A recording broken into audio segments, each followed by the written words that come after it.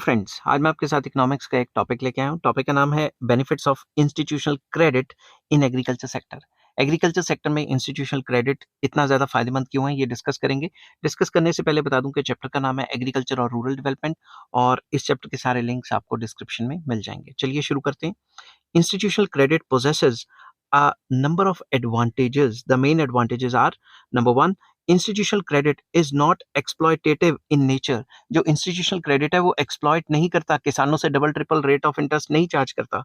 Basic aim of institutional credit is to help the farmers to raise their productivity so as to maximize their income. Main मकसद ये है कि वो institutional credit का main मकसद ये है कि किसानों की हेल्प करना ताकि वो अपनी प्रोडक्शन एंड प्रोडक्टिविटी को बढ़ा सके और अपनी इनकम को मैक्सिमाइज कर सके। मेन मकसद वेलफेयर करना है किसानों की, ना कि उनसे प्रॉफिट कमाना है। ठीक है। सेकंड आ जाता है rate of interest of institutional credit is low. आपको पहले भी बता चुका हूं कि लो रेट ऑफ इंटरेस्ट पे इंस्टीट्यूशन जो है किसानों को कर्जा दे देते हैं। Moreover different rate of interest are charge for different types of loans and different categories of farmers.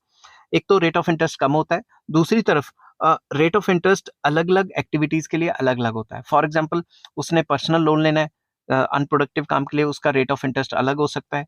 और अगर उसने ट्रैक्टर लेना है या जमीन लेनी है तो उसका रेट ऑफ इंटरेस्ट अलग हो सकता है। अलग अलग फार्मर्स की जो कैपेसिटी है वो अलग अलग है, उस हिसाब से भी उनके रेट ऑफ इंटरेस्ट अलग अलग हो सकते हैं। तो basically overall non institutional source से जो रेट्स हैं यहाँ पे काफी कम होते हैं। नेक्स्ट आ जाते हैं institutional agencies also draw a clear cut distinction between short term credit and long term credit requirements and provide loans accordingly. तो जो इंस्टीट्यूशनल एजेंसीज होती हैं वो पहले ही बता देती हैं कि ये लोन्स आपको शॉर्ट टर्म के लिए मिल सकते हैं और फलां फलां लोन आपको लॉन्ग टर्म के लिए मिल सकते हैं। वो पहले ही क्लियर कट डिस्टिंक्शन करके रखते हैं दोनों के बीच में। और दूसरी तरफ नॉन इंस्टीट्यूशनल सोर्सेज जो है वो लोन दे देते हैं, वो ये बताते नहीं ये शॉर्ट टर्म है लॉन्ग टर्म है क्या है, उनमें कोई क्लैरिटी नहीं होती। Fourth point, institutional credit is integrated with other agricultural operations and improvements like purchase of seeds, fertilizer, etc.